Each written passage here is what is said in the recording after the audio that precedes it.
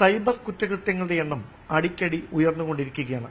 മുന്നറിയിപ്പുകളും അങ്ങനെ തന്നെ ഉയരുന്നുണ്ട്. പക്ഷേ ഇപ്പോഴും ചതിവലയിൽപ്പെടുന്ന അഭ്യസ്തവിദ്യരായ മലയാളികളുടെ എണ്ണത്തിൽ കുറവൊന്നുമില്ല. അതിശയിപ്പിക്കുന്ന കാര്യം വലിയ വിദ്യാഭ്യാസ യോഗ്യതയുള്ള ഉന്നത സ്ഥാനങ്ങളിൽ ഇരിക്കുന്ന ആളുകൾ വരെ ഈ തട്ടിപ്പിന് ഇരയാകുന്നു എന്നുള്ളതാണ്. സ്വാഭാവികമായി എന്തുകൊണ്ടാണ് ഈ തട്ടിപ്പ് ഇപ്പോഴും ഇങ്ങനെ വ്യാപിച്ചുകൊണ്ടിരിക്കുന്നത്, എന്തുകൊണ്ടാണ് അതിനെ അതിജീവിക്കാൻ കഴിയാത്തത്, ഇതടക്കമുള്ള കാര്യങ്ങളിൽ കൃത്യമായ വിശകലനം നടത്തിക്കൊണ്ട് വിജിലൻസ് എസ്പിയും സൈബർ കുറ്റാന്വേഷണ വിദഗ്ധനുമായ ES ബിജുമോൻ നമ്മളോടൊപ്പം ചേരുന്നു. സാർ, വലിയ തരത്തിൽ ഈ കുറ്റകൃത്യങ്ങൾ കൂടിക്കൊണ്ടിരിക്കുകയാണ്. മുന്നറിയിപ്പുകൾ ഒരുപാട് വരുന്നുമുണ്ട് പോലീസിന്റെ ഭാഗത്തുനിന്ന്. എന്താണ് നമ്മുടെ ആളുകൾ ഈ ഒരു ചതിവലയിൽ പെടുന്നതിന്റെ ഒരു പ്രധാനപ്പെട്ട കാരണം? ഈ ഓൺലൈൻ ഇടങ്ങളിലേക്ക് നമ്മൾക്കൊരു പുതിയ ട്രാൻസിഷൻ സ്റ്റേജാണ്. നേരത്തെ നമ്മൾ ഫിസിക്കലായിട്ട് ചെയ്തിരുന്ന എല്ലാ കാര്യങ്ങളും ഇപ്പം നമ്മൾ ഓൺലൈൻ ഇടങ്ങളിലേക്ക് മാറിയിരിക്കുന്നു. മലയാളികളടക്കമുള്ളവർ ഇപ്പം നമുക്ക് കൊമേഴ്സും ഓൺലൈൻ പർച്ചേസും ഒക്കെ തന്നെ അത്തരം കാര്യങ്ങളൊക്കെ തന്നെ നമ്മളിപ്പം അത് വന്നിരിക്കുകയാണ്. പിന്നെ മൊബൈൽ ബാങ്കിങ് ആപ്ലിക്കേഷനുകൾ, ബാങ്കിങ് ട്രാൻസാക്ഷനുകൾ, അതുപോലെ UPI ട്രാൻസാക്ഷൻ ഒക്കെ കൂടെ വന്നതോടുകൂടി എല്ലാ കാര്യങ്ങളും നമ്മളിപ്പം ഒരു ഓൺലൈൻ ഇതിലേക്ക് വന്നു. അപ്പം ഈ ഓൺലൈൻ ഇടങ്ങളിൽ എന്തുമാത്രം സുരക്ഷകൾ കരുതേണ്ടതുണ്ട്, അതിനകത്ത് ചതിക്കുഴികൾ എന്താണ് തുടങ്ങിയ കാര്യങ്ങളെപ്പറ്റി പലർക്കും കൃത്യമായിട്ടൊരു അറിവില്ലാഴികയുണ്ട്. പലപ്പോഴും പോലീസ് തന്നെ അറിയിപ്പ് നൽകുന്നുണ്ട്. എങ്കിലും അതോടൊപ്പം തന്നെ ഇതിൽ എപ്പോഴും ഇതിനകത്ത് ഒരു മണി ഓറിയന്റഡ് ആണ് ഈ തട്ടിപ്പുകളെല്ലാം നടക്കുന്നത്. നമ്മുടെ ഈ ഫിസിക്കൽ പണമിടപാട് ഒരു വെർച്വൽ സംവിധാനത്തിലേക്ക് മാറിയത് കൃത്യമായി അവർ ഉപയോഗിക്കുകയാണ്. തീർച്ചയായിട്ടും നമ്മൾ ആ ഫിസിക്കൽ പണമിടപാട് പോകുമ്പോൾ നമുക്കൊരു ആളിനെ കാണുകയും അതുപോലെ തന്നെ നമ്മൾ നേരിട്ട് കൊടുക്കുമ്പോഴും പൈസ എണ്ണയൊക്കെ കൊടുക്കുന്ന ഒരു സംവിധാനം ഉണ്ടായിരുന്നു. ഇപ്പൊ അത് വെർച്വൽ തരത്തിലേക്ക് മാറിയപ്പം ഈ ആളുകൾക്ക് കൃത്യമായിട്ട് അതിനകത്ത് അവരുടെ അറിവില്ലായ്മ ഒന്ന് ഇവർ ഉപയോഗിക്കുന്നു. രണ്ട്, അതോടൊപ്പം തന്നെ നമ്മൾ പലപ്പോഴും ഈ പലരുടെ ഒരു എന്താ പറഞ്ഞത് ഒരു ഗ്രീഡെന്ന് പറയാൻ പറ്റില്ല, എങ്കിലും നമ്മൾ അൺഎക്സ്പെക്ടഡ് ആയിട്ട് മണി വരുമ്പോൾ നമുക്ക് അഭിനിവേശമുണ്ട്. ഇപ്പൊ പൈസ നമുക്കൊരു ഫ്രീ ആയിട്ട് അത് കിട്ടിയാൽ പൊതുവെ നമ്മളുടെ എല്ലാവരുടെയും ആഗ്രഹമാണ് ഒരു പെട്ടെന്ന് പൈസ കൂടിക്കഴിയുക, അതുപോലെ തന്നെ എന്തെങ്കിലും സാധനം ഫ്രീ ആയിട്ട് കിട്ടുക തുടങ്ങിയ കാര്യങ്ങൾ വരുമ്പോൾ സ്വാഭാവികമായിട്ടും നമുക്കൊരു ത്വരയുണ്ടാവും. അതിനകത്ത് ഒന്ന് ശ്രമിച്ചു നോക്കാം. അപ്പൊ ആദ്യം ചെറിയ എമൗണ്ട് ഇട്ട് നമുക്ക് വലിപ്പിച്ച ശേഷം വലിയ എമൗണ്ട് നമ്മുടെ കയ്യിൽ അവരുടെ കയ്യിൽ എത്തിക്കഴിയുമ്പോൾ തട്ടിപ്പിനിരയാവുന്നു. അതുപോലെ തന്നെ നമ്മുടെ ഡേറ്റ നമ്മൾ അറിയുന്നില്ല ഏതൊക്കെ ഡേറ്റകളാണ് നമ്മുടെ കയ്യിൽ നിന്നും ഒരു മറു സൈഡിലെ ആളുകളിലേക്ക് പോകുന്നത് എന്നുള്ളതൊന്നും. ഇപ്പോൾ ഒരു ഫോൺ ഉപയോഗിക്കുമ്പോൾ തന്നെ ഉദാഹരണം പറഞ്ഞാൽ നമ്മളൊരു ആപ്ലിക്കേഷൻ ഇൻസ്റ്റാൾ ചെയ്താൽ ആ ഇൻസ്റ്റാൾ ചെയ്യുന്ന ആപ്ലിക്കേഷന് എന്തൊക്കെ പെർമിഷനാണ് നമ്മൾ കൊടുക്കുന്നത് എന്ന് നമ്മളാരും കൂടുതൽ വായിച്ചു നോക്കുന്നില്ല. ഐ അഗ്രി എന്നുള്ള ഒരു ബട്ടൺ ക്ലിക്ക് ചെയ്യുന്നതോടുകൂടി നമ്മുടെ ഫോണിലെ ടോട്ടൽ കോൺടാക്ട് ലിസ്റ്റ്, അതുപോലെ തന്നെ നമ്മുടെ ലൊക്കേഷനുകൾ, ഫോണിൽ സേവ് ചെയ്തിരിക്കുന്ന വിവരങ്ങൾ, ഗാലറിയിൽ ഫോട്ടോസ്, വീഡിയോസ്, അതുപോലെ തന്നെ നിങ്ങളുടെ എന്തൊക്കെ ഇൻഫർമേഷൻ ഫോണിൽ സേവ്ഡ് ആണോ ഇതെല്ലാം ഈ ഒരു ഐ അഗ്രി ബട്ടൺ കൊണ്ട് പുതിയൊരു ആപ്ലിക്കേഷൻ ഇൻസ്റ്റാൾ ചെയ്യുമ്പോൾ അവർക്ക് കിട്ടുന്നുണ്ട്. നമ്മൾ തന്നെ പെർമിഷൻ കൊടുക്കുകയാണ്. അപ്പൊ ആ പെർമിഷനോട് അതാണ് ഇപ്പൊ ഈ ലോൺ ആപ്പുകളിലൊക്കെ സംഭവിച്ചുകൊണ്ടിരിക്കുന്നത്. ഒരു ചെറിയ സംശയം, നമ്മളും അങ്ങനെ ചെയ്യാറുണ്ട്. അപ്പൊ ഈ ഐ അഗ്രി ബട്ടൺ കൊടുത്തില്ലെങ്കിൽ നമ്മൾ എന്താവശ്യത്തിനാണോ ഈ പുതിയൊരു ആപ്പ് എടുക്കുന്നത്, ഈ ഐ അഗ്രി ബട്ടൺ കൊടുത്തില്ല എങ്കിൽ നമുക്ക് അതിലേക്ക് ആക്സസ് ചെയ്യാൻ പറ്റത്തില്ല. ചില എല്ലാത്തിലും ഇല്ല, അത് നമ്മൾ ശ്രദ്ധിക്കണം. ചില ആപ്ലിക്കേഷനുകളുടെ പർപ്പസ് ഇല്ലാത്ത കാര്യങ്ങളും അവർ ആവശ്യപ്പെടും. അപ്പൊ നമുക്കിപ്പോൾ ഉദാഹരണത്തിന് ലൊക്കേഷൻ ബേസ്ഡ് ഒരു ആപ്ലിക്കേഷൻ ആണെന്ന് നോക്കുക, നമ്മുടെ ഒരു ഓൺലൈൻ ഫുഡ് വാങ്ങുന്ന സംവിധാനമാണെങ്കിൽ തീർച്ചയായിട്ടും അവർക്ക് ലൊക്കേഷൻ വേണം. അതിന് നമുക്ക് ലൊക്കേഷൻ കൊടുത്തേ പറ്റൂ. അതേസമയം ലൊക്കേഷനുമായിട്ട് ഒരു ബന്ധവുമില്ല, നമ്മളുടെ ലൊക്കേഷൻ ആവശ്യമില്ലാത്ത ഒരു ആപ്ലിക്കേഷനും നമ്മുടെ ലൊക്കേഷന് പെർമിഷൻ അതിനകത്ത് ഡിഫോൾട്ടായിട്ട് എടുത്തു വെച്ചിരിക്കുക. പക്ഷെ നിങ്ങളത് പോയി അതിനകത്ത് നോക്കിക്കഴിഞ്ഞാൽ ഏതൊക്കെ പെർമിഷൻ ആണെന്ന് വേണമെങ്കിൽ നമുക്ക് 1 by 1 ആയിട്ട് ക്ലിക്ക് ചെയ്താൽ അൺചെക്ക് ചെയ്യാൻ ഓപ്ഷൻ ഉണ്ട്. പലരും അത് ശ്രദ്ധിക്കാറില്ല, നമ്മളതിൽ ശ്രമിക്കാറില്ല. പല ആപ്ലിക്കേഷനും അത് അൺചെക്ക് ചെയ്താൽ വർക്കാവത്തില്ല, അത് സത്യമാണ്. പലരും നമ്മളൊരു മാൻഡേറ്ററി ആയിട്ട് ഇത് വെക്കുകയാണ്. അതിന്റെ ആവശ്യം പല ആപ്ലിക്കേഷനുകളും ഉണ്ടാവത്തില്ല. പക്ഷേ അത് നമ്മളുടെ കയ്യിൽ നിന്ന് ഇതെന്തുകൊണ്ടാണെന്ന് വെച്ചാൽ ഇവർ പലതും ഫ്രീ സർവീസാണ് തരുന്നത്. ഈ ഫ്രീ സർവീസ് തരുമ്പം നമ്മൾ പലപ്പോഴും പെയ്ഡ് ആണെങ്കിൽ ഈ പറഞ്ഞ കണ്ടീഷൻസ് ഒക്കെ ഉണ്ട്. ഫ്രീ സർവീസിന്റെ കെയർ ഓഫിൽ ഇവർ നമ്മളുടെ ഡേറ്റ, നമ്മളുടെ ഒരു മൗനാനുവാദം എടുത്തുകൊണ്ട് പോയിട്ട് നമ്മളുടെ ടോട്ടൽ ഡേറ്റ അവരുടെ കൺട്രോളിൽ എടുത്തുവിട്ടാണ് ഈ തരത്തിലുള്ള മിസ്യൂസിലേക്ക് പോകുന്നത്. അതായത് നമുക്ക് ഇതിന്റെ കോൺസിക്വൻസസിനെ പറ്റി നമ്മൾ ബോധവാന്മാരാകുന്നതിന് മുമ്പ് തന്നെ നമ്മുടെ വിവരങ്ങളെല്ലാം അവരുടെ കയ്യിലെത്തി അതിനാണ് കൊണ്ടുപോകുന്നത്. അതായത് പലരും ഇപ്പോൾ ഒരു ആപ്ലിക്കേഷൻ ഇൻസ്റ്റാൾ ചെയ്യുന്നു, നമുക്ക് പെട്ടെന്നൊരു ആപ്ലിക്കേഷൻ ഇൻസ്റ്റാൾ ചെയ്യുന്നു, ആ ആപ്ലിക്കേഷൻ എന്തൊക്കെ ആവശ്യമുണ്ട് എന്നുള്ളത് അതിനകത്ത് ലിസ്റ്റ് ചെയ്യുമ്പോൾ ഓരോ കണ്ടീഷൻസ് അവർ പറയുന്നുണ്ട്. ഞങ്ങൾക്ക് ഇന്ന പെർമിഷൻ ആവശ്യമുണ്ട്. ആ പെർമിഷൻ നമ്മൾ തന്നെ വായിച്ചു നോക്കിയാൽ ചിലത് ഒരു ആള് ചിലർക്ക് മനസ്സിലാവും ഇതിന് ലൊക്കേഷന്റെ ആവശ്യമില്ല, ഇതിന് നമ്മുടെ കോൺടാക്ട് ലിസ്റ്റിന്റെ ആവശ്യമില്ല, ഇതിന് നമ്മളുടെ മെയിൽ ID അല്ലെങ്കിൽ നമ്മളുടെ പാസ്വേഡ് സേവ് ചെയ്തിരിക്കുന്നതിന്റെ ആവശ്യമില്ല, ഇതിന് ആവശ്യമുള്ളത് ഇന്ന പെർമിഷൻ മതി എന്ന് പറഞ്ഞ് നമ്മൾ ചില സമയത്ത് കാണാറുണ്ട്. ദിസ് ടൈം 1 ടൈം പെർമിഷൻ ചോദിക്കാറുണ്ട്. ചിലപ്പോൾ ഈ ആപ്പ് എപ്പോ ഒക്കെ ഓപ്പൺ ചെയ്യുന്നോ ആ സമയത്തെല്ലാം പെർമിഷൻ ചോദിക്കാറുണ്ട്. ചിലപ്പോൾ നമ്മൾ ഫുൾ ടൈം പെർമിഷൻ ചോദിക്കുന്നുണ്ട്. ഇപ്പൊ ഡിഫോൾട്ടായിട്ട് അവരെപ്പോഴും സെറ്റ് ചെയ്ത് വെച്ചിരിക്കുന്നത് ഇത് ഫുൾ ടൈം ആയിട്ട് എല്ലാം കിട്ടുന്ന രീതിയിലായിരിക്കും. അതാണ് ഈ ആപ്ലിക്കേഷൻ ക്രിയേറ്റ് ചെയ്ത ശേഷം ഫ്രീ സർവീസാണ് ഇവർ തരുന്നത്. ആ ഫ്രീ സർവീസിൽ ഇവരുടെ നേട്ടം എന്താണെന്ന് നമ്മൾ ചിന്തിക്കണം. അവരുടെ നേട്ടം എന്ന് പറഞ്ഞാൽ നമ്മളുടെ ഡേറ്റയാണ്. അവരുടെ ഏറ്റവും വലിയ ഇൻകം ആയിട്ട് കാണുന്നത്. നമ്മുടെ പ്രൈവസിയാണ്. നമ്മുടെ റൈറ്റ് ടു പ്രൈവസി തീർച്ചയായിട്ടും ഉണ്ട്. ആ പ്രൈവസിയെ അവർ ഓവർകം ചെയ്യുന്നത് എന്തുകൊണ്ടാണെന്ന് ചോദിച്ചാൽ അവർ ചോദിച്ചാൽ പറയും നിങ്ങൾ ഈ ടേംസ് ആൻഡ് കണ്ടീഷൻ എഗ്രി ചെയ്തു, പക്ഷെ നമ്മളത് വായിച്ചിട്ടുണ്ടോ എന്ന് ചോദിച്ചാൽ നമ്മൾ പലപ്പോഴും വായിച്ചിട്ടില്ല. സത്യമാണ്. ആ നമ്മളുടെ ഒരു ഇഗ്നോറന്റ് ആയിട്ടുള്ള ഒരാളിന്റെ ആ ഐ അഗ്രി ഉള്ള കണ്ടീഷൻ വെച്ചിട്ടാണ് ഇവർ ഈ ഡേറ്റ എല്ലാം എടുത്തുകൊണ്ട് പോകുന്നത്. ഈ ഒരു 3-4 കാര്യങ്ങളെ പറ്റി ഒരു നമുക്ക് സ്പെസിഫിക് ആയിട്ട് പോകുന്നതായിരിക്കും ഉചിതം തോന്നുന്നത്. അങ്ങനെ വരുമ്പോൾ ഈ പ്രധാനമായിട്ട് ഈ ഏറ്റവും കൂടുതൽ ആളുകൾ ഒരു പരാതിയായിട്ട് പറയുന്ന ഒരു കാര്യം, ഈ സ്ത്രീകൾ ഈ ഫോൺ ഉപയോഗിക്കുന്ന, ഈ ലോൺ ആപ്പുകൾ ഉപയോഗിക്കുന്ന സ്ത്രീകൾക്ക് ഈ കുറച്ച് ഈ ലോൺ ആപ്പ് ഉപയോഗിക്കുന്നു, പണം അവർ സ്വീകരിക്കുന്നു, അതിനുശേഷം ഇൻട്രസ്റ്റ് ക്ലോസ് ചെയ്യുന്നു. ക്ലോസ് ആയതിനു ശേഷവും പിന്നെയും ഈ പണം ആവശ്യപ്പെടും. അപ്പൊ പണം ആവശ്യപ്പെടുമ്പോൾ ഇവര് തരത്തില്ല, ക്ലോസ് ചെയ്തെന്ന് പറയുമ്പോൾ നിങ്ങളുടെ നെയ്ക്കഡ് ഫോട്ടോസ് കയ്യിലുണ്ടെന്ന് പറഞ്ഞ് അവരുടെ ഗാലറിയിൽ ഉണ്ടായിരുന്ന ഫോട്ടോസ് അത് എവിടെ നിന്നാണ് പോയതെന്ന് അവർക്കും അറിയത്തില്ലായിരിക്കും. ഈ ഫോട്ടോസ് നമ്പർ ഇട്ട് ഇവരുടെ ഫോൺ നമ്പർ വെച്ച് തിരികെ ഈ ഹസ്ബൻഡിന്റെ നമ്പറിലേക്ക് പ്രൈമറി കോൺടാക്ട് ലിസ്റ്റിലേക്കൊക്കെ അയക്കുന്ന അത് വ്യാപകമായിരിക്കുകയാണ് ഈ സംഭവം. പക്ഷെ ഇത് ആരാണെന്ന് ഡിറ്റക്ട് ചെയ്യാൻ നമ്മുടെ പോലീസിന് പറ്റാത്ത ഒരു സാഹചര്യം. അത് എന്താണ് യഥാർത്ഥത്തിൽ ഇതിനകത്ത് സംഭവിക്കുന്നത്? ലോൺ ആപ്പുകൾ എനിക്ക് തോന്നുന്നത് കുറച്ച് മുമ്പ് നമ്മളിതൊരു ഡിസ്കഷനിലൊക്കെ വന്ന് ഒരുപാട് വ്യാപകമായിട്ട് വന്നതാണ്. പലരും ആത്മഹത്യയിലേക്ക് വരികയും ഒക്കെ ഉണ്ടായ ഇഷ്യൂസുകളൊക്കെ ഉണ്ട്. അപ്പൊ ഈ ലോൺ ആപ്പുകളുടെ പ്രത്യേകത, അവർ ലോൺ കൊടുക്കുന്നത് ഒരു ആപ്ലിക്കേഷൻ നമ്മൾ ആപ്പ് ഇൻസ്റ്റാൾ ചെയ്തിട്ടാണ്. നമ്മുടെ ഫോണിൽ ഒരു ആപ്പ് ഇൻസ്റ്റാൾ ചെയ്തിട്ട് വരും. ആ ഇൻസ്റ്റാൾ ചെയ്യുമ്പോൾ നേരത്തെ ഈ പറഞ്ഞ കണ്ടീഷനിലാണ് അവർ പറഞ്ഞത്. ഈ ടേംസ് ആൻഡ് കണ്ടീഷൻ വായിച്ച് നോക്കാതെ നമ്മൾ ഐ എഗ്രി കൊടുക്കുന്നതോടുകൂടി ഈ ലോൺ ആപ്പ് നമ്മളുടെ ഫോണിലെ കോൺടാക്ട് ലിസ്റ്റ് അവരുടെ കിട്ടി. അതിൽ നിന്നാണ് അവർ നമ്മുടെ പ്രൈമറി കോൺടാക്ടിന് ഈ പറഞ്ഞത്. അതേപോലെ തന്നെ ഗാലറിയുടെ ആക്സസ് അവരെടുത്തു. അതുകൊണ്ടാണ് നമ്മളുടെ അതിൽ സേവ് ചെയ്തിരുന്ന ഫോട്ടോസ് നമ്മൾ അറിയാതെ തന്നെ അവരുടെ കയ്യിലായി കിട്ടുന്നു. അതുകൊണ്ട് നമ്മൾ അവർക്ക് അയച്ചു കൊടുക്കണ്ട. നമ്മളുടെ ഫോണിലെ ടോട്ടൽ ഒരു കൺട്രോൾ കിട്ടുന്ന രീതിയിലാണ് ഈ ലോൺ ആപ്പ് ഇൻസ്റ്റലേഷൻ ആവോടുകൂടി. കാരണം ഇതിൽ പലതും ഈ ലോൺ ആപ്പുകൾ ശ്രദ്ധിച്ചാൽ മതി. ഈ നാഷണൽ ഒരു നോൺ ബാങ്കിങ് NBFC ആയിട്ട് രജിസ്റ്റർ ചെയ്തിട്ടുള്ളവയ്ക്ക് മാത്രമാണ് സാധാരണഗതി അവർക്ക് ഫിനാൻഷ്യൽ ട്രാൻസാക്ഷൻ നടത്താവുന്നത്. അതായത് റിസർവ് ബാങ്ക് ഓഫ് ഇന്ത്യയുടെ അണ്ടറിൽ ഗൈഡ് ലൈൻസ് പ്രകാരം ഒരു NBFC നോൺ ബാങ്കിംഗ് ഫിനാൻഷ്യൽ കോർപ്പറേഷനായിട്ട് രജിസ്റ്റർ ചെയ്തിട്ടുള്ള സ്ഥാപനങ്ങൾക്ക് മാത്രമാണ് ഇത്തരത്തിൽ ലോൺ ലെൻഡ് ചെയ്യാനൊക്കെ അവകാശമുള്ളത്. പക്ഷേ ഇതൊന്നും തന്നെ അത്തരത്തിലുള്ള ലെൻഡിംഗ് പെർമിഷൻ ഇല്ലാത്ത ആപ്ലിക്കേഷനുകൾ വെറുതെ വന്ന് നമുക്ക് ഓഫർ ചെയ്യുകയാണ്. അപ്പോൾ അവരുടെ പലിശ എന്ന് പറയുന്നത് അമിതമാണ്. അതുപോലെ ട്രാൻസാക്ഷൻ ഫീയും അമിതമാണ്. ഒരാഴ്ചക്കുള്ളിൽ പൈസ അടയ്ക്കണം. അടച്ചില്ലെങ്കിൽ നമ്മൾ ഇപ്പോൾ ഒരു ദിവസം ചിലപ്പോൾ മാറിപ്പോയിട്ടുണ്ടോ, അപ്പോൾ പൈസ 5000 എടുത്തയാൾ 5000 അടച്ചിട്ടുണ്ടാവും, ഇൻട്രസ്റ്റ് കൂട്ടി. പക്ഷേ ഇവർ ആ ദിവസം മണിക്കൂർ കാൽക്കുലേറ്റ് ചെയ്തിട്ട് ഒരു സമയം കഴിഞ്ഞ് കഴിഞ്ഞാൽ അവർ പറയുന്നത് അത് കൂടിക്കഴിയും, അപ്പം അതിന് ബാക്കി പലിശ കൂടെ അടയ്ക്കാനുണ്ട്. ആ പലിശയ്ക്ക് വീണ്ടും എക്സ്റ്റൻസ് ആയി. അപ്പോൾ അടുത്ത ആഴ്ച ആകുമ്പോഴത്തേക്ക് അതിന് ഡബിൾ ആയിട്ട് വരും. അപ്പോൾ ഇത് പലപ്പോഴും സ്ത്രീകൾ പെട്ടെന്നൊരു എമർജൻസിയിലായിരിക്കും അവർ ഇത് എടുക്കുന്നത്. പെട്ടെന്ന് പാനിക്കായിട്ട് ഈ പറഞ്ഞതുപോലെയാണ് വീണ്ടും അവരുടെ ഫോട്ടോ ഈ പറഞ്ഞ ലിസ്റ്റിൽ അയച്ചു കൊടുക്കുന്നു. അവർ AI ടെക്നോളജിയും ഡീഫേക്ക് ടെക്നോളജിയും മോർഫിംഗ് ഉപയോഗിച്ചിട്ടാണ് ഈ പറഞ്ഞ ന്യൂഡ് ഫോട്ടോ ആയിട്ട് പലർക്കായിട്ട് അയച്ചു കൊടുക്കുമെന്ന് പറയുന്നു. ചിലർക്കിത് അയച്ചു കൊടുക്കാറുണ്ട്. ചിലത് പബ്ലിഷ് ചെയ്യുന്ന ഭീഷണിപ്പെടുത്തത്തേ ഉള്ളൂ. അപ്പം തന്നെ പോലീസിൽ പരാതിപ്പെട്ടാൽ ചിലത് ഇട്ടിട്ട് പോകാറുണ്ട്.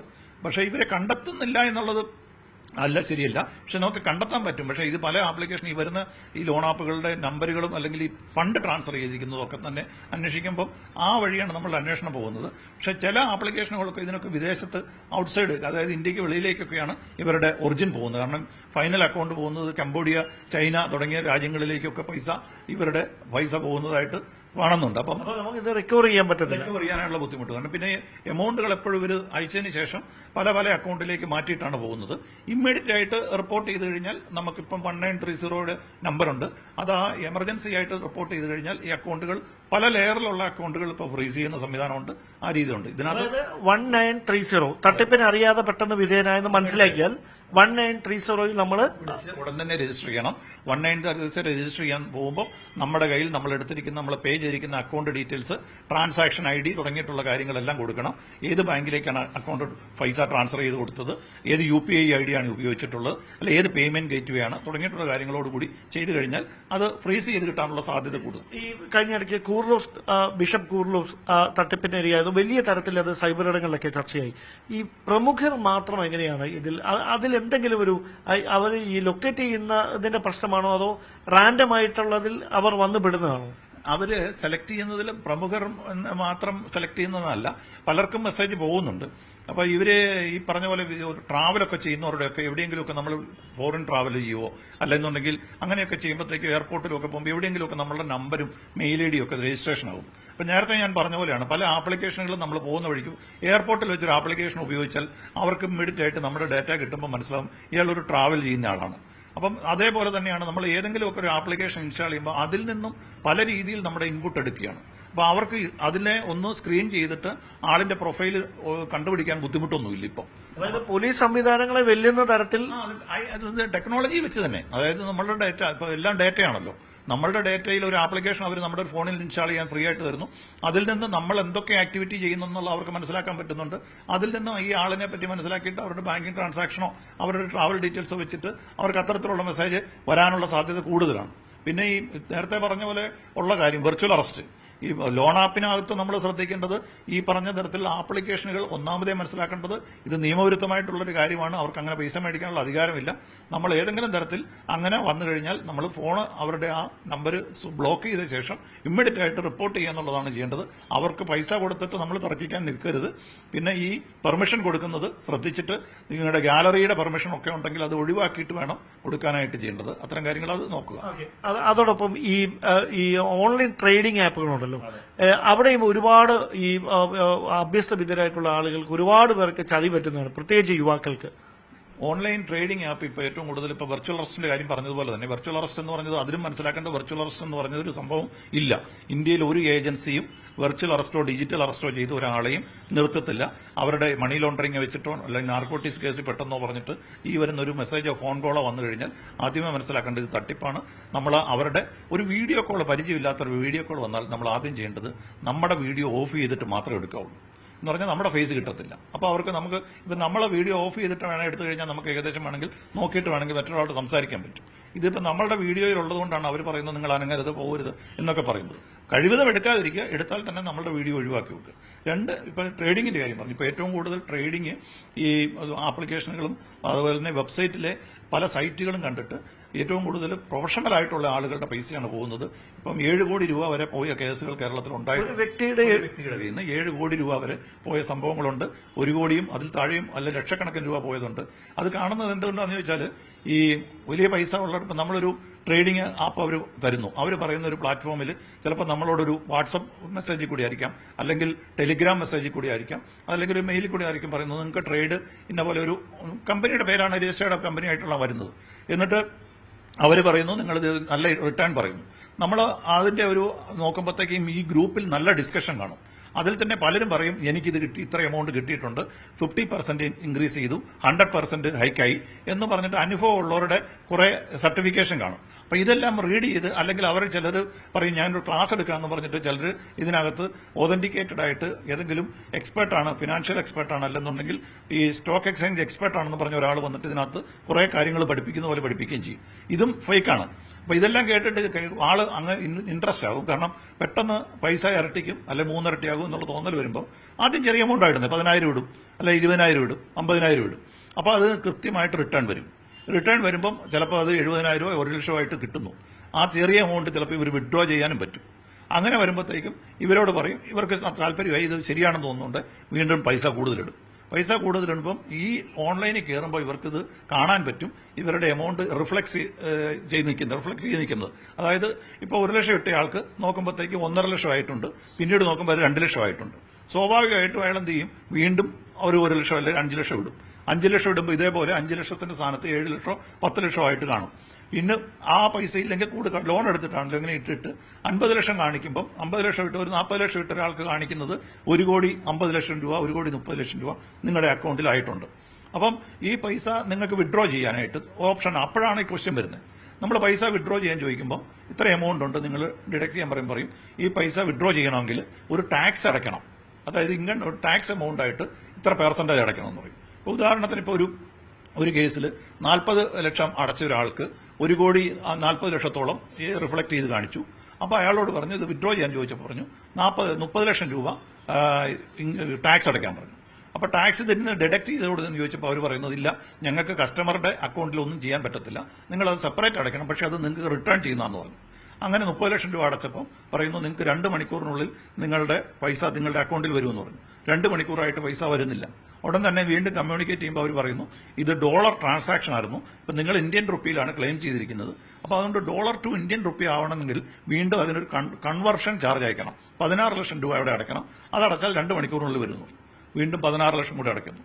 അപ്പോൾ ആദ്യം 40 ലക്ഷം അടയ്ക്കുക ആള് 30 ലക്ഷം രണ്ടാമത് ടാക്സിന് അടയ്ക്കുന്നു. 16 ലക്ഷം വീണ്ടും കൺവേർഷൻ ചാർജ് അടച്ചു. അങ്ങനെ 86 ലക്ഷം രൂപ അടയ്ക്കുന്നു. 86 ലക്ഷം അടച്ചപ്പോഴും വീണ്ടും എന്റെ മെസ്സേജ് വരികയാണ്, ഇത് നിങ്ങൾ അടച്ച പൈസ മുഴുവനായിട്ടില്ല, 2 മണിക്കൂർ അടയ്ക്കും, വീണ്ടും കൂടുതൽ പൈസ ചോദിക്കാം. അപ്പൊ ഇങ്ങനെ നമ്മൾ ഇട്ട പൈസ കാണിക്കുന്നു, നമുക്ക് അക്കൗണ്ടിൽ കിടപ്പുണ്ട്, പിരിച്ചു വലിക്കാനായിട്ട് ചോദിക്കുമ്പോൾ വീണ്ടും അങ്ങോട്ട് പൈസ ചോദിക്കുന്നു. അപ്പൊ ഈ ഗ്രാഫ് റിഫ്ലക്ട് ചെയ്യുന്നു എന്ന് പറയുന്ന ഗ്രാഫ് അത് അവർ തന്നെ ക്രിയേറ്റ് ചെയ്യുന്നതാണ്. ഇത് ഇവര് തന്നെ ക്രിയേറ്റ് ചെയ്യുന്ന ഒരു വെബ്സൈറ്റും ഇവര് തന്നെ ക്രിയേറ്റ് ചെയ്യുന്ന ആപ്ലിക്കേഷനുകളും റിവ്യൂ അടക്കം ഇടുന്നത് ഇവരാണ്. ഇതിന്റെ ഇതെല്ലാം ചെയ്യുന്നത് ഈ തട്ടിപ്പ് സംഘങ്ങൾ തന്നെയാണ് ചെയ്യുന്നത്. ഇതൊരിക്കലും ഇവരാരും സെബിയുടെ അംഗീകൃത ഏജൻസിയൊന്നുമല്ല.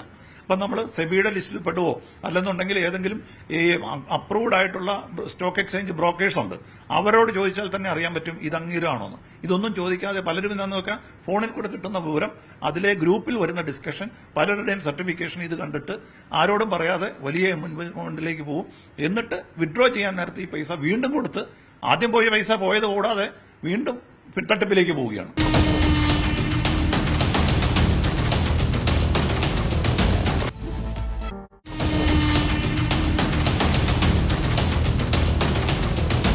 നമുക്ക് ഏറ്റവും കൂടുതൽ റിപ്പോർട്ട് ചെയ്യപ്പെടുന്ന കേസുകൾ എങ്ങനെ ഇപ്പം വ്യാപകമാകുന്ന സൈബർ തട്ടിപ്പ് ഏത് തരത്തിലാണ്? ഓൺലൈൻ റമ്മിയാണോ അതോ? ഇല്ല, ഇതിപ്പം വരുന്നത് ഈ ഇതാണ് ഇല്ലീഗൽ സ്റ്റോക്ക്, അതുപോലെ തന്നെ വെർച്വൽ അറസ്റ്റിന്റെ കെയർ ഓഫിൽ പൈസ കൊടുക്കുന്നതുമാണ് ഇപ്പൊ കൂടുതലും വന്നത്. അതുപോലെ തന്നെ ലോൺ ആപ്പ് വരുന്നുണ്ട്, ലോൺ ആപ്പുകളുടെ വരുന്നുണ്ട്. ഓൺലൈൻ ബാങ്കിങ് ഫ്രോഡുകളിനകത്ത് ഇപ്പം പലതും ഇതിന്റെ എല്ലാം പിന്നിൽ ഏകദേശം ഒരു ടീം തന്നെയാണ്. പക്ഷെ അവർ പല മെത്തേഡ് ഉപയോഗിക്കുന്നതേ ഉള്ളൂ. പല മെത്തേഡ് മോഡസ് ഓപ്പറാൻഡി പലതായിട്ട് മാറ്റി ഉപയോഗിക്കുന്നു. ഒന്ന് ചിലപ്പം വെർച്വൽ അറസ്റ്റ്, നിങ്ങളുടെ പേരിൽ ഇപ്പം ഒരു മെസ്സേജ് വരുന്നത് എന്താണ്, നിങ്ങൾക്ക് പറയുന്നത് ട്രായുടെ മെസ്സേജാണ്, ടെലികോം റെഗുലേറ്റർ ചെയ്തിട്ട് ഒരു SMS വരുന്നു, നിങ്ങളുടെ നമ്പർ ഒരു പല അൺവാണ്ടഡ് കണ്ടന്റുകൾ അപ്ലോഡ് ചെയ്തതായിട്ട് കാണുന്നു, നിങ്ങളുടെ നമ്പർ ഉപയോഗിച്ചിട്ട് ഓൺ സൈറ്റ് വിസിറ്റ് ചെയ്തിട്ട് ചൈൽഡ് പോർണോഗ്രഫി കണ്ടന്റുകൾ ഡൗൺലോഡ് ചെയ്തിട്ടുണ്ട്. അതുപോലെ തന്നെ കുറെ ടെററിസ്റ്റ് ഇൻഫർമേഷൻ അതിൽ ഷെയർ ചെയ്തിട്ടുണ്ട് തുടങ്ങിയിട്ട് അങ്ങനെയൊക്കെ നമ്മളെ പേടിപ്പിക്കുന്ന തരത്തിലുള്ള മെസ്സേജ് വരും. എന്നിട്ട് പറയുന്നത് ഇതിന്റെ സംബന്ധിച്ച് ഞങ്ങൾ ഒരു റിപ്പോർട്ട് മുംബൈ പോലീസിനോ ഡൽഹി പോലീസിനോ കൈമാറിയിട്ടുണ്ട്. പിന്നെ അവിടെ വീഡിയോ കോൾ വരികയാണ്, അപ്പൊ നിങ്ങളുടെ പേരിൽ ഒരു കേസ് വന്നിട്ടുണ്ട്, ഒരു പോലീസ് ഓഫീസറുടെ പോലീസ് സ്റ്റേഷന്റെ പടം സഹിതം വീഡിയോയിൽ കാണിച്ചുകൊണ്ട് നിങ്ങളെ വെർച്വൽ അറസ്റ്റ് ചെയ്ത് നിർത്തിയിരിക്കുകയാണ്, നിങ്ങൾ ഈ കേസിൽ നിന്ന് ഒഴിവാകണമെന്നുണ്ടെങ്കിൽ ഇത്ര എമൗണ്ട് ഫൈൻ അടയ്ക്കണോ അല്ലെങ്കിൽ ഇത്ര എമൗണ്ട് കൊടുക്കണോ എന്ന് പറഞ്ഞ്, അല്ലെങ്കിൽ നിങ്ങളുടെ അക്കൗണ്ട് ഞങ്ങൾക്ക് വെരിഫൈ ചെയ്യണം, അതുകൊണ്ട് നിങ്ങളുടെ അക്കൗണ്ടിലെ പൈസ മുഴുവൻ റിസർവ് ബാങ്ക് പറയുന്ന ഒരു അക്കൗണ്ടിലേക്ക്, സുപ്രീം കോടതി പറയുന്ന ഒരു അക്കൗണ്ടിലേക്ക്, അല്ലെ പോലീസ് പറയുന്ന ഒരു അക്കൗണ്ടിലേക്ക് മാറ്റണമെന്ന് അവർ പറയുന്നു. അതനുസരിച്ച് ഈ ആളിനെ വെർച്വൽ അറസ്റ്റിൽ നിർത്തിക്കൊണ്ട് അക്കൗണ്ടിലേക്ക് മാറ്റിക്കൊടുപ്പിക്കുന്നു. ഈ മാറ്റി കിട്ടിയതിന് ശേഷം ഞങ്ങളിത് വെരിഫൈ ചെയ്ത ശേഷം നിങ്ങൾക്ക് തിരിച്ചു തരുമെന്നും പറഞ്ഞ് അവർ റിപ്പോർട്ടൊക്കെ തരും. പക്ഷെ ഒരിക്കലും തിരിച്ചു കിട്ടാൻ പോകുന്നില്ല. ഈ പൈസ ഇടുന്നതൊക്കെ ഇപ്പോഴേ മനസ്സിലാക്കേണ്ട ഒരു കാര്യം, ഈ ഇവരിടാൻ പറയുന്ന പൈസ ഇടാൻ പറയുന്ന അക്കൗണ്ടുകളൊക്കെ തന്നെ സ്വകാര്യ അക്കൗണ്ടുകളാണ്, ഒരു വ്യക്തികളുടെ അക്കൗണ്ടാണ്, UPI അക്കൗണ്ടാണ്, അതുപോലെ വ്യക്തികളുടെവരാണ്. അപ്പൊ നമ്മൾ മനസ്സിലാക്കേണ്ടത് ഒരു ഏജൻസിയും സ്വകാര്യ അക്കൗണ്ടിലേക്ക് പൈസ ഇടാൻ പറയത്തില്ല. ഒരു സ്റ്റോക്ക് എക്സ്ചേഞ്ചുകാരും നമ്മൾ വേറൊരു അക്കൗണ്ടിലേക്ക് പൈസ ഇട്ട് കൊടുക്കാൻ പറയുന്നില്ല. ഇവർ ഈ പറഞ്ഞ 30 ലക്ഷം ഇട്ട് കൊടുക്കാൻ പറയുന്നത്, ടാക്സ് എമൗണ്ട് ഇട്ട് കൊടുക്കാൻ പറയുന്നത്, ഇതൊക്കെ ഓരോ തവണ ഓരോ അക്കൗണ്ടാണ് വരുന്നത്. അപ്പൊ അതിൽ നിന്ന് തന്നെ നമ്മൾ മനസ്സിലാക്കേണ്ട ഒരു കാര്യമുണ്ട്, നമ്മൾക്ക് ഒരു സ്ഥാപനമാണെന്നുണ്ടെങ്കിൽ ആ സ്ഥാപനത്തിന് ഒരു കറണ്ട് അക്കൗണ്ട് ഉണ്ടാവും. ഒരു കോർപ്പറേറ്റ് സ്ഥാപനമാണെങ്കിൽ അല്ലെ ഗവൺമെന്റ് സ്ഥാപനമാണെങ്കിൽ അവരുടെ പേരിലായിരിക്കും അക്കൗണ്ട് ഉള്ളത്. അല്ലാതെ വേറൊരാളുടെ ഇൻഡിവിജ്വലിന്റെ അക്കൗണ്ടിലേക്ക് കസ്റ്റംസ് എന്ന് പറഞ്ഞിട്ട് വ്യക്തികളുടെ പൈസ പേരിലേക്ക് ഇടാൻ പറയുക, റിസർവ് ബാങ്ക് വ്യക്തികളുടെ പേരിൽ പൈസ ഇടാൻ പറയുക, സുപ്രീം കോടതി എന്ന് പറഞ്ഞിട്ട് പൈസ ഇടാൻ പറയുക. അപ്പൊ ഇത് അവിടെ പൈസ ട്രാൻസ്ഫർ ചെയ്യുന്നതിന് വരുമ്പോഴേ നമ്മൾ അവിടെ സ്റ്റോപ്പ് ചെയ്യുക. 1 രൂപ ആണെങ്കിൽ പോലും ട്രാൻസ്ഫർ ചെയ്യുന്നതിന് മുമ്പ് സ്റ്റോപ്പ് ചെയ്തിട്ട് ഈ അക്കൗണ്ട് വെരിഫൈ ചെയ്യുക. വെറുതെ 112 വിളിച്ചോ പോലീസ് സ്റ്റേഷനിൽ ജസ്റ്റ് ഇങ്ങനെ ഒരു സംഭവമുണ്ട്, ഇത് ശരിയാണോ എന്ന് വിളിച്ചു ചോദിക്കുക, അല്ലെങ്കിൽ ഒരു ബാങ്കിൽ വിളിച്ചു ചോദിക്കുക. ബാങ്കുകാർക്ക് അറിയാൻ പറ്റും ഇത് ശരിയല്ല എന്നുള്ളത് പറയാൻ പറ്റും. എനിക്ക് തോന്നുന്നത് നമ്മൾ ഈ തട്ടിപ്പുകളുടെ വിവിധ മാർഗങ്ങളെ പറ്റി ചർച്ച ചെയ്യുന്നതിനേക്കാൾ എളുപ്പം യഥാർത്ഥത്തിൽ വരുമാനം ഉണ്ടാക്കാൻ പറ്റുന്ന ഏതെങ്കിലും ആപ്പുകളുണ്ടോ? അങ്ങനെ ഉണ്ടെങ്കിൽ അത് ഏതാണെന്ന് മാത്രം പറയുന്നതായിരിക്കത്തില്ല. വരുമാനം ഉണ്ടാക്കാൻ പറ്റുന്നത് നമുക്കറിയാം. എവിടെയാണെങ്കിലും നമ്മളുടെ നാട്ടിലുള്ള നിയമം അനുസരിച്ച് ഒരു ബാങ്കിങ് ഇൻട്രസ്റ്റ് എന്ന് പറഞ്ഞത് നിലവിലുണ്ട്. ഒരു ഫിക്സ്ഡ് ഡെപ്പോസിറ്റ് ഒക്കെ ഇട്ട് കഴിഞ്ഞാൽ എനിക്ക് തോന്നുന്നത് ഒരു നാഷണലൈസ്ഡ് ബാങ്കിലൊക്കെ 8-9% ഒക്കെയാണ് മാക്സിമം കിട്ടുന്നത്. അപ്പോൾ ഒരു 9% കിട്ടുന്ന സ്ഥാനത്ത് ഒരു 15% തരാം എന്ന് പറഞ്ഞൊരു സ്ഥാപനം, ഏതെങ്കിലും ഒരു സ്ഥാപനം വരുവാണെങ്കിൽ തന്നെ അപ്പോഴേ നമുക്ക് സംശയിക്കാം. കാരണം ഇത് ലീഗലി പോസിബിൾ അല്ല. കാരണം ഒരാൾക്കും ഈ ഇത്രയും വലിയൊരു എമൗണ്ട് നമുക്ക് റിട്ടേൺ തരാനായിട്ട് നിലവിലൊരു ബിസിനസ് ചെയ്തിട്ട് നമുക്ക് പറ്റത്തില്ല, ഒരു ഫൈനാൻഷ്യൽ സ്ഥാപനങ്ങൾക്ക് പറ്റത്തില്ല. അപ്പോൾ അങ്ങനെ പറ്റാത്തപ്പം വേറൊരാൾ പെട്ടെന്ന് ഒരു ഓഫർ, എക്സോർബിറ്റന്റ് ആയിട്ടൊരു ഓഫർ വരുമ്പോൾ തന്നെ ഇത് ആദ്യം ചെറിയ എമൗണ്ട് തരും, പിന്നെ വലിയ എമൗണ്ട് കിട്ടില്ല, ഇത് തട്ടിപ്പിന്റെ തുടക്കമാണ് എന്നുള്ളത് നമ്മൾ ചിന്തിക്കണം. അപ്പോൾ സുരക്ഷിതം എപ്പോഴും നാഷണലൈസ്ഡ് ബാങ്കുകളും പോസ്റ്റ് ഓഫീസ് അതുപോലെയുള്ളതാണ്. പിന്നെ സ്റ്റോക്ക് എക്സ്ചേഞ്ച് അത് നമുക്കറിയാം, അത് കിട്ടുന്നത് നമുക്ക് അപ്രൂവ്ഡ് ആയിട്ട് സെബിയുടെ ലിസ്റ്റിൽ നോക്കിക്കഴിഞ്ഞാൽ നമുക്കറിയാം സ്റ്റോക്ക് എക്സ്ചേഞ്ച് ഉണ്ട്. അതുപോലെ തന്നെ NSE BSE ഉള്ള നാഷണൽ സ്റ്റോക്ക് എക്സ്ചേഞ്ചിൽ ലിസ്റ്റ് ചെയ്യപ്പെട്ടിരിക്കുന്ന കമ്പനീസ് അതിന്റെ യഥാർത്ഥത്തിൽ അവരുടെ ഇത് കൃത്യമായിട്ടുള്ള ഒഫീഷ്യൽ ബ്രോക്കേഴ്സ് ഉണ്ട്. ഒഫീഷ്യൽ ബ്രോക്കേഴ്സ് അവരതിന് കൃത്യമായിട്ട് അഡ്വൈസ് കൊടുക്കും, സ്റ്റോക്ക് അഡ്വൈസേഴ്സ് ഉണ്ട്. അപ്പൊ അത് നോക്കിയിട്ട് അതല്ലാതെ അവര് രജിസ്റ്റേർഡ് ആണോ എന്നും കൂടെ ചെക്ക് ചെയ്യാനുള്ള സംവിധാനം ഇപ്പോൾ ഓൺലൈനിൽ തന്നെ ഉണ്ട്. നമ്മളൊരു ശകലം മെനക്കെട്ടാൽ മതി. ഈ പറഞ്ഞ ട്രേഡിംഗ് എന്ന് പറഞ്ഞ കമ്പനി സ്റ്റോക്ക് എക്സ്ചേഞ്ച് രജിസ്റ്റേർഡ് ആണോ, ഇവരെ ഒരു അപ്രൂവ്ഡ് ഏജൻസി ആണോ എന്നൊരു 2 ഫോൺ കോളിൽ കൂടെ നമുക്ക് മനസ്സിലാക്കാം. അല്ലെങ്കിൽ ഒരു എൻക്വയറി, ഒരു ഗൂഗിൾ സെർച്ച് ചെയ്താൽ ഈ പല തട്ടിപ്പിനെയും നമുക്ക് കണ്ടുപിടിക്കാം, ഇത് ഫ്രോഡാണോ അല്ലയോ എന്ന് പോലും. അത് അത്രയും ഒരു ഡ്യൂ ഡെലിജൻസ് നമ്മൾ ഏത് ഇൻവെസ്റ്റ്മെന്റ് ചെയ്യുന്നതിന് മുമ്പും ആർക്ക് പൈസ അയക്കുന്നതിന് മുമ്പിലും ഒന്ന് ചെയ്തിട്ട് മാത്രമേ ചെയ്യാവുള്ളൂ. ഇല്ലെന്നുണ്ടെങ്കിൽ നമ്മൾ വീണ്ടും ഈ തട്ടിപ്പിന് ഇരയായിക്കൊണ്ടിരിക്കും. കാരണം ഇവര് പുതിയ പുതിയ രീതിയിൽ, കാരണം നമ്മുടെ ആളുകൾ പലപ്പോഴും നമുക്ക് പറഞ്ഞല്ലോ, ഇപ്പം 1 ലക്ഷം രൂപ ലോട്ടറി അടിച്ച കാര്യങ്ങൾ പണ്ടറിയാമല്ലോ, നമുക്കൊരു ലോട്ടറി അടിച്ചു, നിങ്ങൾക്ക് ഇത്ര കോടി ലോട്ടറി അടിച്ചു എന്ന് പറഞ്ഞ് മെസ്സേജ് വരികയും അതിന്റെ പുറകെ പോയി നമ്മൾ അങ്ങോട്ട് പൈസ കൊടുക്കുകയും ചെയ്തുകൊണ്ടിരുന്ന ഒരു കാലം ഉണ്ടായിരുന്നു. അതിൽ നിന്ന് ആ ടീമാണ് ഇപ്പം മാറിയിട്ട് പഴയ നൈജീരിയൻ തട്ടിപ്പുകാർ പേര് മാറ്റി ഇപ്പം സ്റ്റോക്ക് എക്സ്ചേഞ്ച് തട്ടിപ്പ്, അതുപോലെ തന്നെ ഈ പറഞ്ഞ വെർച്വൽ അറസ്റ്റ് തട്ടിപ്പ്, അതുപോലെ ഈ പറഞ്ഞ ലോൺ ആപ്ലിക്കേഷൻ വഴി ഉള്ള സംവിധാനങ്ങൾ, അല്ലെങ്കിൽ വീട്ടിലിരുന്നു ജോലി ചെയ്തു എന്ന് പറഞ്ഞിട്ടുള്ള ഓഫറുകൾ തരുന്നു. അതാണ് ഏറ്റവും കൂടുതൽ. എന്ന് വെച്ചാൽ നമുക്കിവിടെ ഒരുപാട് തൊഴിൽ രഹിതരുണ്ട്. അവരെ പിടിക്കാൻ പറ്റുന്ന ഏറ്റവും നല്ല ആയുധം വീട്ടിലിരുന്ന് ഇത്ര മണിക്കൂർ ജോലി ചെയ്താൽ മതി. അതിലും തട്ടിപ്പാണ്. വീട്ടിലിരുന്ന് തൊഴിൽ നേടൂ എന്ന് വരുന്ന അപേക്ഷ വരുമ്പോൾ തന്നെ നമ്മൾ ശ്രദ്ധിക്കേണ്ടത്, നിങ്ങൾ ഒരു ജോലിക്ക് പലരും അപേക്ഷിച്ചിട്ടുള്ളവരായിരിക്കും. അപേക്ഷിച്ചിട്ടുള്ള ആളുകൾക്ക് അപേക്ഷിച്ച ജോലി പല ഇന്റർവ്യൂ നടന്നിട്ടും കിട്ടിയിട്ടുണ്ടാവത്തില്ല. അങ്ങനെ ഇരിക്കുമ്പോഴാണ് അപേക്ഷിക്കാത്ത ഒരു ജോലിയിൽ അട്രാക്റ്റീവ് ഓഫറുമായിട്ട് വരുന്നത്. നമ്മൾ ആദ്യമേ ചിന്തിക്കേണ്ട അതാണ്. നമ്മൾ അപേക്ഷിച്ച ജോലിക്ക് ഇതുവരെ നമുക്കൊരു കോൾ ലെറ്റർ വരുമോ, അല്ലെങ്കിൽ വന്നാൽ തന്നെ ഇന്റർവ്യൂ കഴിഞ്ഞ് ഇതുവരെ കിട്ടിയിട്ടില്ല. അപ്പോൾ അപേക്ഷിക്കാത്ത ജോലിക്ക് അതിനേക്കാൾ പ്രതീക്ഷിക്കുന്നതിനേക്കാൾ കൂടുതൽ പ്രതിഫലം വരുന്ന ഒരു ഓഫർ വരുന്നു. 2, അവർ പറയുന്നത് എന്താ, വീട്ടിലിരുന്ന് നിങ്ങൾ ചെയ്യുന്നത് ചില ട്രാൻസ്ക്രിപ്ഷൻ വർക്കാണ്. ഒരു PDF ഫയൽ തന്നിട്ട് ട്രാൻസ്ക്രിപ്റ്റ് ചെയ്ത് കൊടുത്താൽ മതി എന്ന് പറയും. നമ്മളൊരു ചിന്തിച്ച് നോക്കി അറിയാം, ഒരു ഇന്നത്തെ സംവിധാനത്തിൽ PDF-നെ കൺവേർഷനൊക്കെ ഒരുപാട് ഓട്ടോമാറ്റഡ് കൺവേർഷൻസ് ഉണ്ട്. അപ്പോൾ അതിന് വേറൊരാൾക്ക് ശമ്പളം കൊടുത്ത് ടൈപ്പ് ചെയ്യിപ്പിക്കേണ്ട കാര്യമില്ല.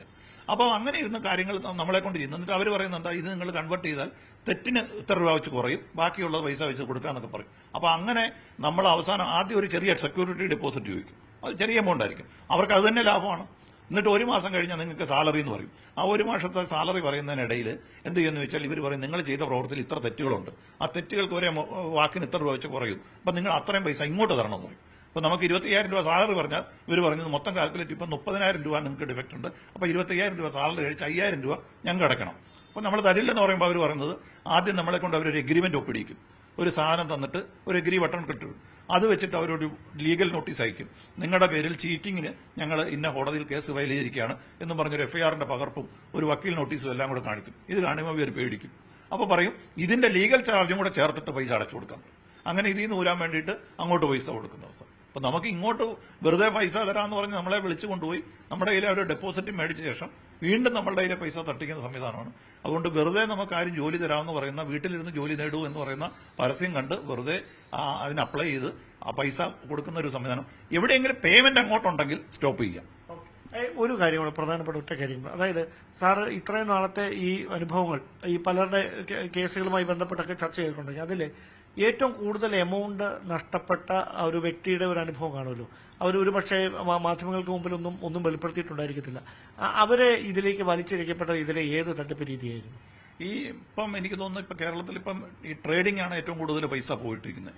അപ്പൊ അവരെ ശ്രദ്ധിക്കുക, അവരെന്ന് വെച്ചാൽ ഈ ലീഗലി അവർ നോക്കുമ്പം ഈ അവരുടെ ഡിവൈസിൽ ഒന്നാമതൊരു സൈറ്റിൽ ഈ പറഞ്ഞ അക്കൗണ്ട് ഡീറ്റെയിൽസ് എല്ലാം കാണുന്നു. അപ്പോൾ ആ ഇനിഷ്യലായിട്ട് ഇവർ നേരത്തെ ഞാൻ പറഞ്ഞതുപോലെ ഈ ഒരു ഗ്രൂപ്പിനകത്ത് ഒരുപാട് പേരുടെ ഡിസ്കഷൻ വരുന്നു. ഈ ഗ്രൂപ്പിൽ വന്ന ചില ഓതന്റിക്കേറ്റഡ് ആയിട്ടുള്ള ആളുകളുടെ പേര് പോലെ വെച്ചിട്ട് വന്നുള്ള ടോക്ക് കാണുന്നു. ഇതിൽ നിന്നൊരു വിശ്വാസത കിട്ടി. പിന്നെ ഇവർ ആദ്യം ചെറിയ ഇൻവെസ്റ്റ്മെന്റ് കൊടുത്തപ്പം ഇവർക്കത് റിട്ടേൺ കിട്ടി, അത് വിഡ്രോ ചെയ്യാനും പറ്റി. അപ്പം അതിനുശേഷം പിന്നീടാണ് ഇവർ വലിയ എമൗണ്ടിലേക്ക് പോകുന്നത്. അപ്പം ഓരോ സമയം നമ്മൾ സാധാരണ ഇപ്പം സ്റ്റോക്ക് എക്സ്ചേഞ്ച് ചെയ്യുന്നവർക്കറിയാം, അവർ പലപ്പോഴും ഫോണിലെ ആപ്ലിക്കേഷനിൽ കൂടെ നോക്കിയിട്ടാണ് ഇതിന്റെ ബാലൻസ് ചെക്ക് ചെയ്യുന്നത്. അപ്പോൾ പല അതും ജെന്യുവിൻ ആയിട്ടുള്ള ആപ്ലിക്കേഷനുകൾക്ക് ബാലൻസ് കറക്റ്റ് ആയിരിക്കും. അതാണെന്നുള്ള ഒരു ധാരണയിലാണ് ഇവർ മുമ്പോട്ട് പോയിക്കൊണ്ടിരിക്കുന്നത്. പിന്നെ ഇതിൽ പലരും ഞാൻ ശ്രദ്ധിച്ചിട്ടുള്ളത് കണ്ടത് കൂടുതൽ ഡിസ്കഷൻ നടത്തിയിട്ടില്ല. ഈ വലിയ ഇൻവെസ്റ്റ്മെന്റിലേക്ക് പോകും, പുറത്തു പറയത്തില്ല. മീൻസ് ഇൻവെസ്റ്റ് ചെയ്യുന്ന കാര്യത്തെപ്പറ്റി പോലും ഇവർ ആരോടും സംസാരിച്ചിട്ടുണ്ടാവത്തില്ല. ഈ വേറൊരാളോടും സംസാരിക്കാതെയാണ് ഈ ഇൻവെസ്റ്റ്മെന്റുകൾ പലരും നടത്തിക്കൊണ്ടിരിക്കുന്നത്. ഇൻവെസ്റ്റ്മെന്റിന്റെ സ്റ്റേജിൽ ഈ പൈസ വന്നാൽ പോലും ഇത്രയും വലിയ എമൗണ്ട് വന്നിട്ടുണ്ടെന്നുള്ളത് പോലും മറ്റൊരാളോട് പറയുന്നില്ല. കൂടുതൽ പൈസ ചോദിക്കുമ്പോഴും അയക്കുമ്പോഴും ഒരു ബാങ്കിനോടോ അല്ലെങ്കിൽ അവരുടെ തന്നെ ഒരു ട്രസ്റ്റഡ് സുഹൃത്തിനോടോ പോലീസിനോടോ അല്ലെങ്കിൽ ഒരു തരത്തിലുള്ള ഒരു ഡിസ്കഷനും നടക്കുന്നതായിട്ട് കാണുന്നില്ല. പലരും ഇൻഡിവിജ്വലായിട്ട് ഒരു പെട്ടെന്ന് ഗെയിൻ കിട്ടുന്നതിന് വേണ്ടിയിട്ടുള്ള ഒരു, കാരണം ഇത് അവർക്കൊരു വിശ്വാസം വന്നുപോയി. പക്ഷെ അത് ഈ ഒരു ഡിസ്കഷൻ ഉണ്ടാണെങ്കിൽ തീർച്ചയായിട്ടും ആരെങ്കിലും ഒരു സംശയം ഉന്നയിക്കുമ്പോൾ നമുക്ക് വീണ്ടും ഇതിനെപ്പറ്റി ഒരു തോന്നൽ തോന്നാം. കൂടുതൽ പൈസയിലേക്ക് പോകുന്നതിന് മുമ്പ് നമുക്ക് പിടിക്കപ്പെടാറുണ്ട്. ഒരു ഇൻഡിവിജ്വലി കൺവിൻസിങ് ആക്കാൻ അവർക്ക് പറ്റുന്നുണ്ട്. അത് നമ്മൾ ചെന്ന് വീണ് കൊടുക്കുന്ന രീതിയിലാണ്. കാരണം പല പ്രൊഫഷണൽ രീതിയിലാണ് അവരും അപ്രോച്ച് ചെയ്യുന്നത്. ആ രീതിയിലുള്ള ഒരു കൺവിൻസിംഗ് ആയിട്ടുള്ള ആപ്ലിക്കേഷനുകൾ ഡെവലപ്പ് ചെയ്യാനൊക്കെ ഇന്നിപ്പോൾ തട്ടിപ്പുകാർക്ക് പറ്റുന്നുണ്ട്. പക്ഷെ നമ്മളതൊരു കോഷൻ, പൈസ എപ്പോഴും നമ്മുടെ പൈസ മറ്റൊരു അക്കൗണ്ടിലേക്ക് ഇടുമ്പോൾ അത് ജെന്യുവൻ ആണ്, അല്ലെങ്കിൽ ഈ പറഞ്ഞ എക്സ്ചേഞ്ച് ജെന്യുവൻ ആണ്. ഇതുപോലെ ക്രിപ്റ്റോ കറൻസിയിലും ഒരുപാട് പേര് പൈസ കൊണ്ടിടുന്നുണ്ട്. ക്രിപ്റ്റോ കറൻസികളിൽ കാരണം പലതും നമ്മൾ നോക്കുമ്പോൾ ക്രിപ്റ്റോ കറൻസി ഡെയിലി പൈസ വളരെ ഡബിൾ ചെയ്യുന്നുണ്ട്. ഗൂഗിൾ സെർച്ച് ചെയ്യുമ്പോഴത്തേക്കും ഇന്നത്തെ എമൗണ്ട് ആയിരിക്കത്തില്ല നാളെ കാണുന്നത്. അപ്പോൾ അതിലും ലീഗൽ ബയിങ് സംവിധാനങ്ങളുണ്ട്. ഇന്ത്യയിൽ നിലവിൽ ക്രിപ്റ്റോ കറൻസി ലീഗലൈസ്ഡ് അല്ല, പക്ഷേ എങ്കിലും ഇന്റർനാഷണലി പലയിടത്തും അംഗീകരിച്ചിട്ടുണ്ട്. അപ്പം ഇത് വാങ്ങണമെങ്കിൽ ഇതിനുള്ള അപ്രൂവ്ഡ് വാലറ്റുകളുണ്ട്. ആ വാലറ്റുകളിൽ കൂടെ മാത്രമാണ് ഈ ക്രിപ്റ്റോ കറൻസി വാങ്ങാനും വിൽക്കാനും പറ്റുന്നത്. പക്ഷേ ഈ വാലറ്റിന്റെ സ്ഥാനത്ത് തട്ടിപ്പ് വാലറ്റുകളുമായിട്ട് ആളുകൾ വരും. അപ്പൊ യഥാർത്ഥത്തിൽ ഇതിനെപ്പറ്റി ഒരു ധാരണയില്ലാത്ത ആള് ഒരു ഏജന്റ് എന്ന് പറയുന്നതുണ്ട്, ഇത് നിങ്ങൾക്ക് ഇത്ര എമൗണ്ട് വേണം, നിങ്ങൾ ഇതിനകത്ത് കാണിക്കാന്ന് പറഞ്ഞ് ഫോണിനകത്ത് കാണിക്കുമ്പോൾ ഇതെല്ലാം ഹൈക്ക് ചെയ്ത് കാണും. ഇന്നലെ ഇട്ടയാൾക്ക് ഇത്രയായിരുന്നു, ഇന്നിപ്പോൾ അയാൾക്ക് ഇത്രയും ഹൈക്കായിട്ടുണ്ട് എന്നൊരു 10 പേരെ കാണിക്കും. അപ്പം ഇയാൾക്ക് സ്വാഭാവികമായിട്ടും തോന്നുന്നു ഞാനും ഇടാം. പക്ഷേ ഇത് ലീഗൽ വാലറ്റ് ആണെന്നോ അത് അപ്രൂവ്ഡ് ആണെന്നോ അറിയാതെയാണ് പലരും കയറിക്കൊണ്ട് കൊടുക്കുന്നത്. അവസാനം ഈ പറഞ്ഞത് നേരത്തെ ഈ സ്റ്റോക്ക് എക്സ്ചേഞ്ചിന്റെ അതേ രീതിയിൽ തന്നെയാണ് വെർച്വൽ കറൻസിയിലും ഇൻവെസ്റ്റ്മെന്റ് ചോദിക്കുന്നത്. അവിടെയും നമ്മൾ ഒരു അറിയുന്ന ഒരു എക്സ്പെർട്ടിന്റെ അടുത്ത് നമ്മളൊരു ഇൻവെസ്റ്റ്മെന്റ് നടത്തുമ്പോൾ മിനിമം ഒരു കുറച്ചെങ്കിലും അറിയാവുന്ന ഒരാളുടെ അടുത്ത് ഒരു അഡ്വൈസ് എടുത്ത ഫിനാൻഷ്യൽ എക്സ്പെർട്ടിന്റെ അടുത്ത് അല്ലെങ്കിൽ ഒരു ബാങ്ക് ഓഫീസറുടെ അടുത്താണെങ്കിൽ പോലും കുറച്ചെങ്കിലും നമുക്ക് വിവരം കിട്ടും. അതിനുശേഷം വേണം നമ്മൾ ഒരു ഇൻവെസ്റ്റ്മെന്റിലേക്ക് പോകാനായിട്ട്. ഓൺലൈനിൽ കാണുന്ന അഡ്വർടൈസ്മെന്റ് കണ്ടിട്ടോ പരസ്യങ്ങൾ കണ്ടിട്ടോ നിങ്ങൾക്ക് പൈസ ഇരട്ടിക്കും എന്നുള്ളൊരു തോന്നൽ കണ്ടിട്ട് ഒരിക്കലും അതിന് മുമ്പിൽ ചാടരുത്. കാരണം നമുക്ക് ഫേസ്ബുക്കിലും ഇൻസ്റ്റാഗ്രാമിലും ഇതിലും ഒക്കെ തന്നെ പോപ്പപ്പ് ആയിട്ട് ഒരുപാട് മെസ്സേജ് വരും. നമ്മൾ വെറുതെ പോകുമ്പോഴാണ് പെട്ടെന്ന് ഇങ്ങനെ ഒരു റീല് പോലെ അല്ലെങ്കിൽ മെസ്സേജ് കാണുന്നു. അപ്പൊ നമ്മൾ അതിൽ ക്ലിക്ക് ചെയ്യുമ്പോൾ നമുക്ക് പറഞ്ഞു ഓരോരുത്തരുടെ എക്സ്പീരിയൻസ് റിവ്യൂസ് കാണും. ഈ റിവ്യൂ ഒക്കെ പെയ്ഡ് റിവ്യൂസ് ആണ്, അവർ തന്നെ പറഞ്ഞ് എഴുതിക്കുന്നതാണ്. അതേ സാധനം എടുത്ത് നമ്മളൊരു ഗൂഗിളിൽ ഒന്ന് സെർച്ച് കൊടുക്കുക, ഈ പേര് അടിച്ചിട്ട് പ്ലസ് ഒരു ഫ്രോഡെന്നോ വല്ലതും ഇട്ടൊന്ന് സെർച്ച് നോക്കിയാൽ പൈസ പോയവരുടെ ഇൻഫർമേഷൻ കാണും അവിടെ. അത് നമുക്ക് ഇമ്മീഡിയറ്റ് ആയിട്ട് തന്നെ അറിയാൻ പറ്റും ഇത് തട്ടിപ്പാണെന്നുള്ളത്. അപ്പൊ ഈ ജീവിക്കാനായിട്ട് നമുക്ക് പണം വേണം, പക്ഷെ പണം ഉണ്ടാക്കാനായി ജീവിച്ചു കഴിഞ്ഞാൽ എങ്ങനെയാണ് ഈ സൈബർ ലോകത്ത് അരിക്കാൻ പറ്റാത്ത കുരുക്കിൽ പെട്ടുപോകുന്നത് എന്ന് തന്നെയാണ് സൈബർ രംഗത്ത് കുറ്റാന്വേഷണ വിദഗ്ധൻ കൂടിയായ SP ES ബിജുമോൻ നമ്മളോട് വ്യക്തമാക്കിയത്. ഈ വിലപ്പെട്ട സമയം ഞങ്ങൾക്ക് വേണ്ടി ചെലവഴിച്ചാൽ ഒരുപാട് നന്ദി. Thank you.